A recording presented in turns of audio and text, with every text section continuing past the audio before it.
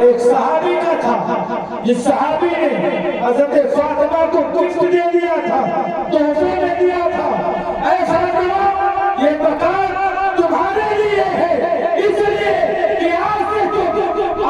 تم نبی کی نور نظر تو ہو، لیکن تم فاتح خیبر کی بیوی بھی ہو، اس لیے یہ مکان تم کو دو رشتے میں ادا کیا جا رہا ہے، لہٰذا اے فاطمہ چلو میرے ساتھ اور میرے مکان میں رہو۔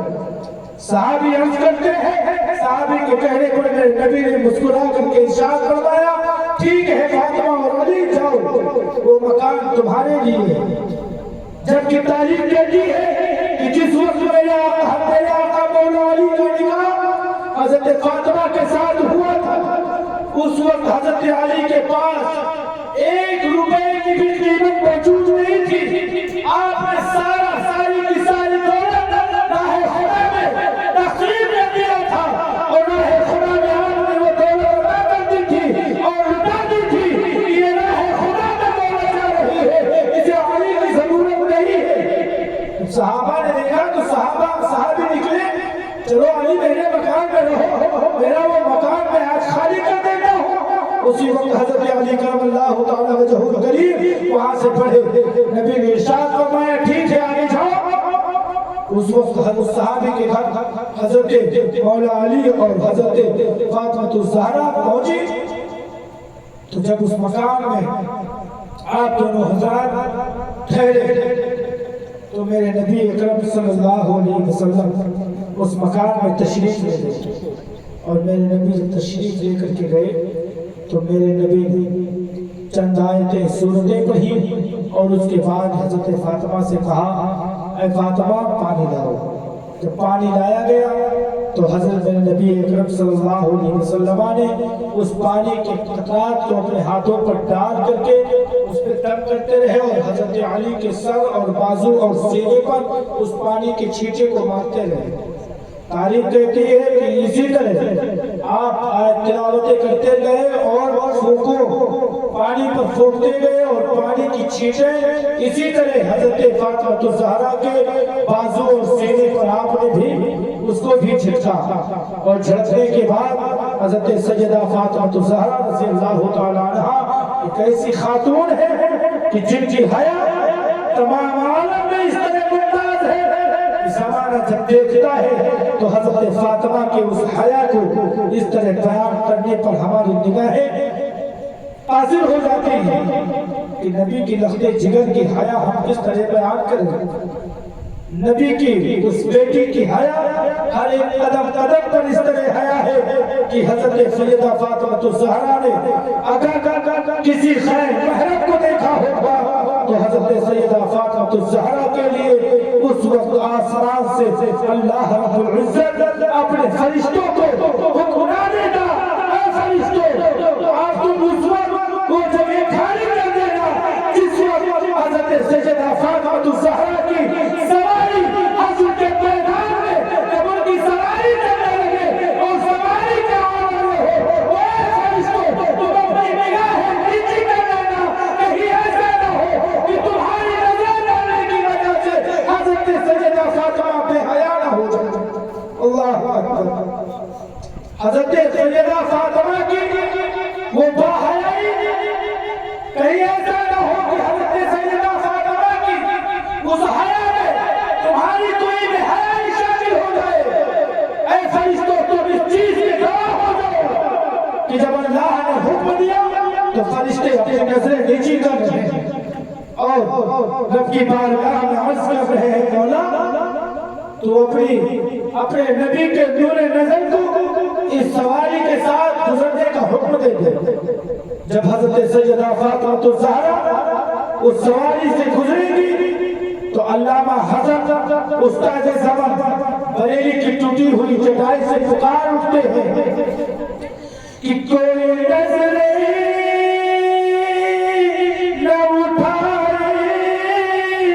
سر محشر اس دم جس گھڑی سیدہ زہرا کی سواری نکلے۔ لہذا اے فرشتوں جب فاطمہ نکلے تو اپنی نظریں کی نیچی کر لینا. فاطمہ دوسرے صحابی کے مکان میں ٹھہری. نبی پہنچے پانی کا چھینٹا دے رہے. حضرت فاطمہ تو زہرا نے عرض کیا ابا حضور یہ پانی کی چھینٹے کس لیے؟ میرے نبی نے ارشاد فرمایا ہے فاطمہ یہ پانی کی چھینٹے اس لیے ہیں کہ تمہارے دل اور علی کے دل میں اس طرح الفت و محبت پیدا کی ہو جائے کہ اللہ رب العزت اسی برکت سے جب دنیا انسانیت پر امت محمدیہ میں جب کسی کا نکاح ہو تو اسے میٹھی چیزیں اس کا جھوٹا جلایا جائے اور ان کے مابین تمہاری ہی محبت پیدا ہو جائے. لہذا ہے بیٹی فاطمہ تم آج سے اپنے شوہر کے فرما بردار رہنا. اگر تمہارے شوہر تمہیں اجازت دے تو تم آگے قدم رکھنا. تمہارے شوہر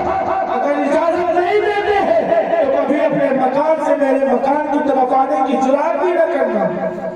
یہ ہے ہر نبی کی بیٹی کہ نبی ہے اور نبی اپنی بیٹی کو یہ تلقین دے رہے ہیں اے بیٹی تم جب تک تمہارے شوہر کو حکم نہ دے تب تک تم اپنے میرے گھر کی طرف نہ آنا. اور آج ہمارے گھروں کا معاشرہ کیا ہے؟ ہم اپنے گھروں میں اپنی بیٹیوں کو جب ودا کرتے ہیں رخصت کرتے ہیں تو انہیں سبق دیتے ہیں. بہت سارے آج اس دور میں ایسے بھی آ گئے کہ جنہوں نے اپنی بیٹیوں کو سر پہ چڑھا رکھا اور کہا کہ تمہارے ساس سسر اگر کہیں گے تو ان کی باتیں نہ سننا.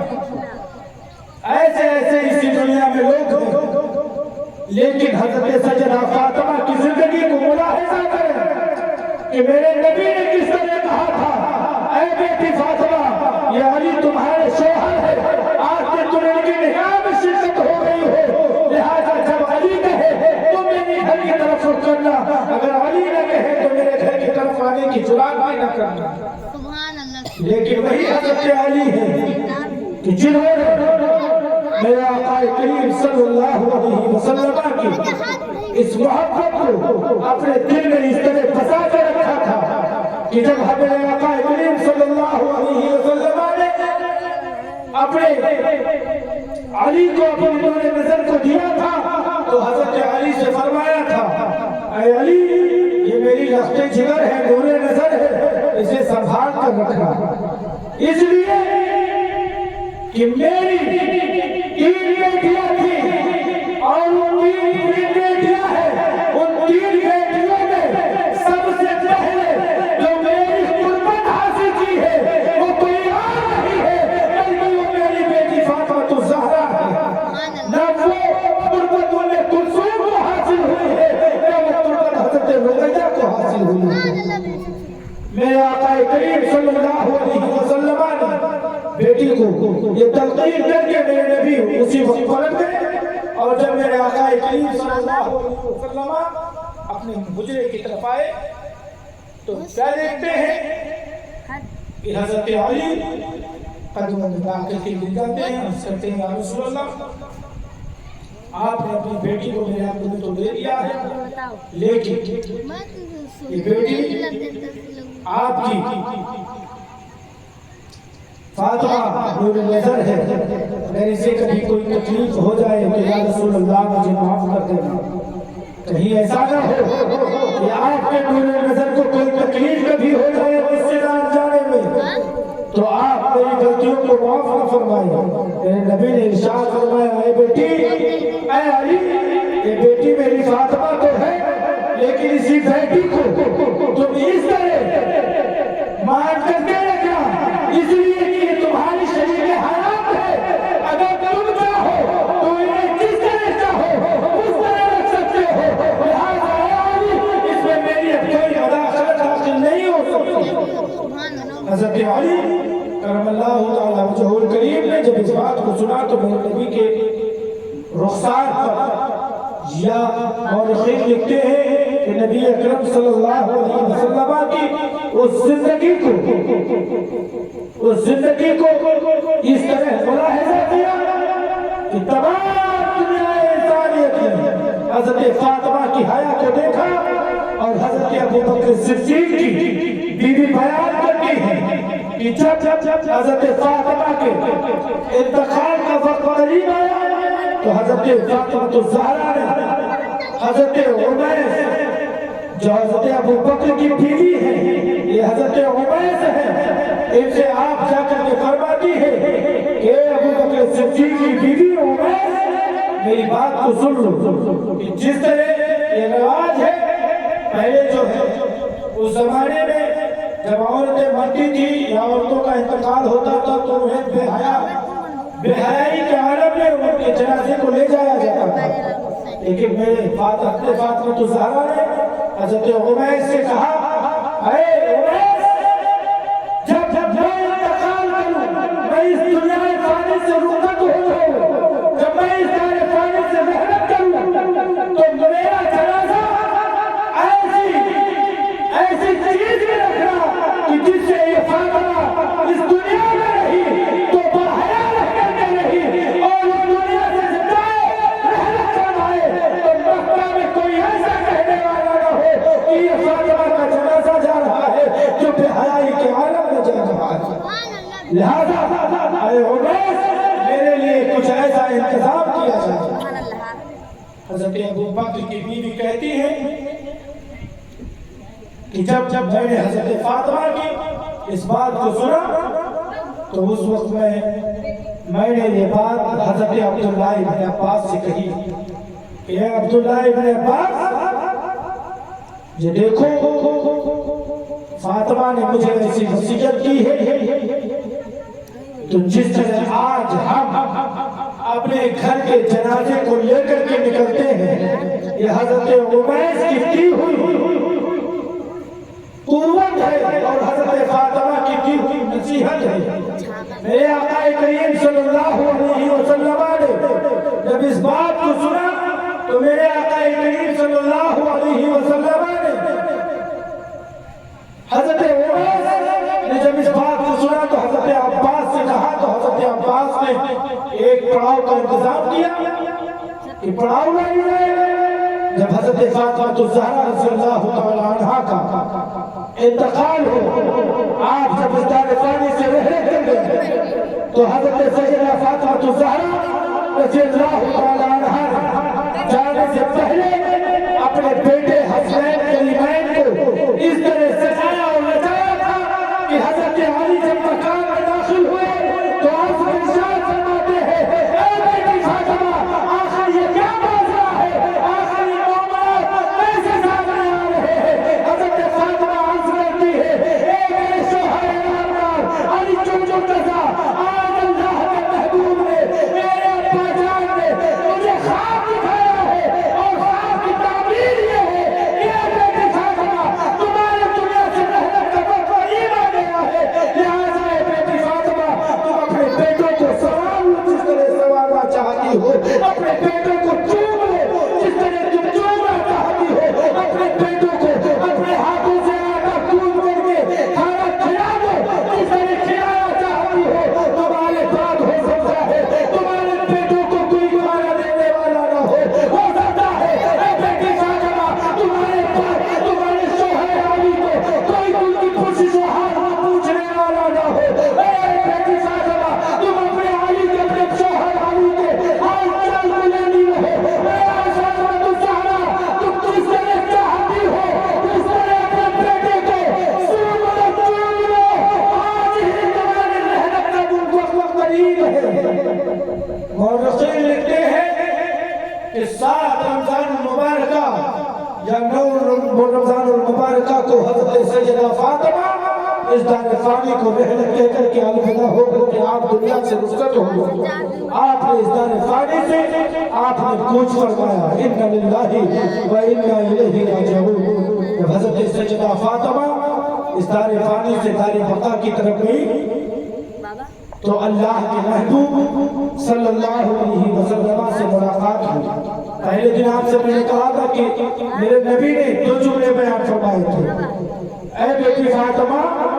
میں دنیا سے جانے والا ہوں، رحلت کرنے والا ہوں۔ تو اس وقت حضرت فاطمہ رونے لگی۔ دوبارہ میرے نبی نے ارشاد فرمایا بیٹی سب سے پہلے حشر کے میدان سب سے پہلے تمہیں آ کر کے مجھ سے ملے گی. اس وقت حضرت فاطمہ ہنسنے لگی. جب یہی حضرت فاطمہ نبی کے پاس پہنچی پانی سے دار بقا کی طرف کوچ گئی تو حضرت سیدہ فاطمہ نبی اکرم صلی اللہ علیہ وسلم کی خدمت میں حاضر ہوئی. عرض کیا ابا حضور میں تو آپ کی خدمت میں حاضر ہو گئی جس طرح آپ نے فرمایا تھا. حضرت علی رضی اللہ تعالی عنہ اور حضرت عباس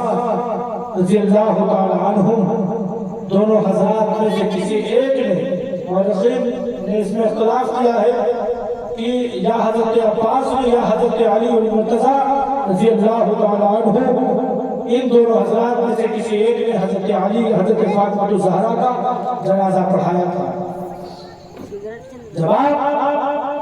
کا آپ کو تجہیز و تکمیل کر دی گئی تو اس میں کئی طرح کی روایتیں ہیں کہ حضرت عمر سے حضرت ابو بکر کی بیوی سے حضرت فاطمہ نے حج میں فرشاد فرمایا تھا اے عمر اے خلیل المومنین خلیفہ اے ابو بکر کی بیوی عمر سنو جب میں انتقال کر جاؤں تو رات کی تاریکیوں میں میرا جنازہ اٹھانا تاکہ مکہ اور مدینہ والوں کو اس بات کا پتہ بھی نہ چل سکے یہ فاطمہ کا جنازہ جا رہا ہے. اس لیے کہ جس طرح حضرت فاطمہ کو لوگوں نے حضرت فاطمہ کی زندگی میں نہیں دیکھا ہے تو اسی طرح فاطمہ اس دنیا سے رحلت کر رہی ہے تو فاطمہ کو مرنے کے بعد میں دیکھا جائے. حضرت فاطمہ کے لیے حضرت عمر سے وہ ساری باتیں روایتیں کرتے کہ حضرت عمر یہ حضرت ابو بکر کی وہ بیوی ہے کہ جنہوں حضرت فاطمہ الزہرا رضی اللہ تعالی عنہا کے ایک ایک نصیحتوں کو آپ لوگوں کے لیے ذریعہ نجات آخرکار جب حضرت سیدہ فاطمہ الزہرا رضی اللہ تعالی عنہا کا نکاح جب ہوا تھا تو 2 ہجری تھی اور 2 ہجری کے بعد 3 ہجری میں حضرت امام حسن پیدا ہوا. آپ جب پیدا ہوئے تو آپ نے امور خلافت کو سنبھالا اور اس کے بعد آپ نے امیر معاویہ کو اپنی خلافت سونپ دی. جب امیر معاویہ کو آپ نے اپنی خلافت سونپی تو حضرت امیر معاویہ نے آپ کی خلافت کے کارنامے کو اس طرح انجام دیا کہ مکہ اور مدینہ والوں نے اس چیز کو بغور دیکھا کہ امیر معاویہ جس کو حضرت حسن مصطفیٰ نے 6 ماہ کے بعد اپنی خلافت کو سونپ دیا ہے یہ امیر معاویہ اب مدینہ المنورہ کے مسجد خلافت پر موجود ہے. آپ کے ہاتھوں پر حضرت زبیر اور طلحہ نے آپ کے ہاتھوں پر بیعت کیا. اس کے بعد تمام اہل مدینہ نے آپ کے ہاتھوں پر بیعت کیا اور بیعت کرنے کے بعد حضرت سیدنا امیر معاویہ رضی اللہ تعالی عنہ نے اس امور خلافت کو انجام دیا. آپ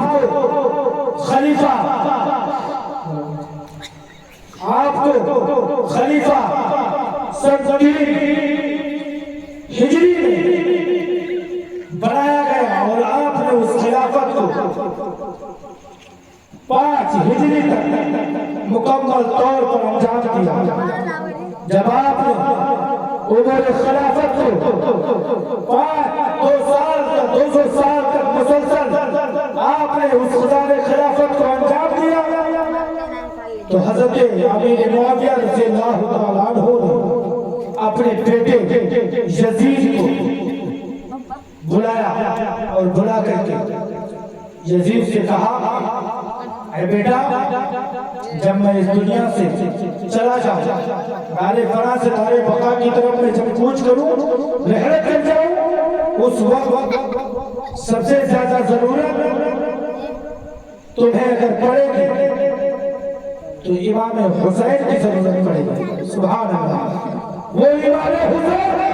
جنہوں نے کربلا کے کٹے ہوئے ریگزار میں اپنے قدر کو رکھا تھا تو اس چیز کی بھی پرواہ نہیں کی تھی کہ میرا 6 ماہ کا عسکر اس دنیا میں بچے گا یا وہ تو بھی یزیدی ختم کر دیں گے.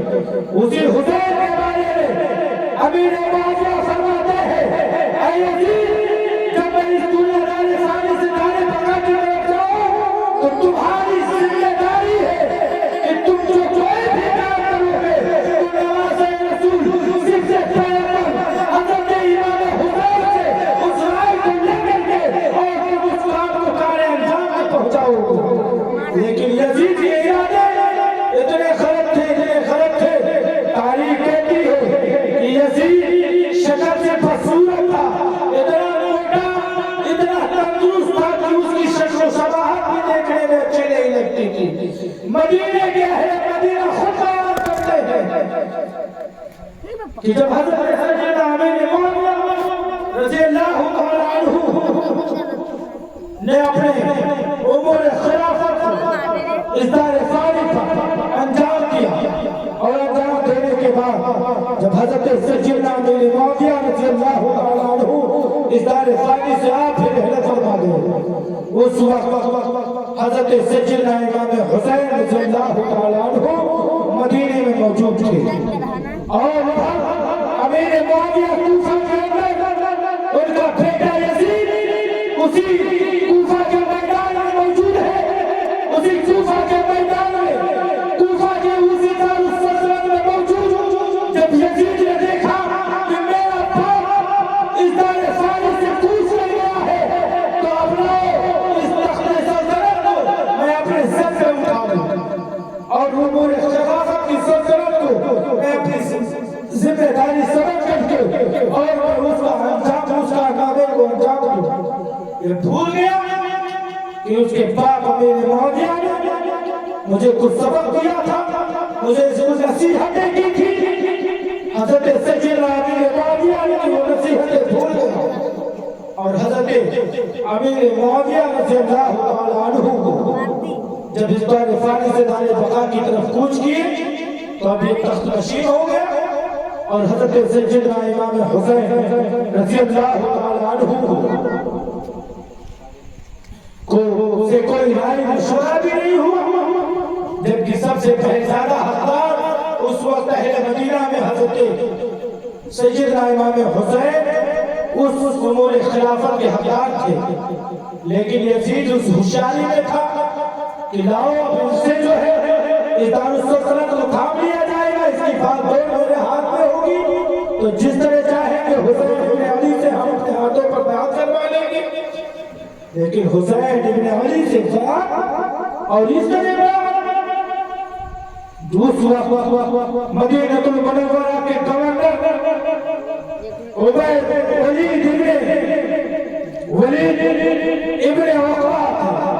ولید ابن عتبہ اس وقت مدینہ کے گورنر ہاؤس میں گورنر تھے. یزید نے خط لکھا اور خط میں یہ بات تحریر کی کہ اے ولید ابن عتبہ یہ خط آپ کو اس لیے بھیج رہا ہوں کہ مجھے کچھ نہیں چاہیے, دارالسلطنت کے ایک سرے کو تم لے جا سکتے ہو, لیکن مجھے حسین ابن علی اور حضرت زبیر اور حضرت طلحہ کی مجھے بیعت کی ضرورت ہے. اس لیے کہ یزید جانتا تھا کہ یہ اتنا بڑا فاسق و فاجر ہے, فاسق و فاجر ہوں کہ میرے ہاتھوں پر حسین ابن علی بیعت نہیں کریں گے. جب حضرت امام حسین کے لیے یہ خط عبید اللہ اور ولید ابن عتبہ کے پاس پہنچا تو ولید ابن عتبہ نے اس خط کو پڑھا اور ادھر سے ایک خط نامہ پھر واپس کیا. جب وہ خط نامہ پھر کوفہ آیا اور یزید کے اسی امور خلافت میں یعنی دارالسلطنت میں پہنچا تو جب اس خط کو پڑھا گیا کہ یہ خط اس خط میں تحریر کیا تھا ولید ابن عتبہ نے کہ حسین ابن علی سے بیعت لینا اتنا آسان نہیں ہے, اس لیے کہ تم جانتے ہو کہ تم خود فاسد ہو اور تمہاری فسق و فجور کی بنیاد پر تم اتنے بڑے عیاش ہو کہ تمہاری عیاشی کو دیکھ کر تم اتنے بڑے ناغاباز ہو کہ تمہاری ناغابازی کو دیکھ کر کے تم اتنے بدصورت ہو کہ تمہاری بدصورتی کو دیکھ کر کے حسین ابن علی کبھی تمہارے ہاتھ پر بات نہیں کریں گے۔ ولید ابن عتبہ کے جب اس خط کو یزید نے پڑھا تو اب یزید غضبناک ہوا، پھر ادھر سے خط بھیجا۔ ولید ابن عتبہ نے جب دوسرا خط پایا اور دوسرے خط کو جب ولید ابن عتبہ نے پڑھا تو اس میں لکھا ہوا تھا کہ حسین ابن علی زبیر اور طلحہ کی مجھے بیعت کی سخت ضرورت ہے۔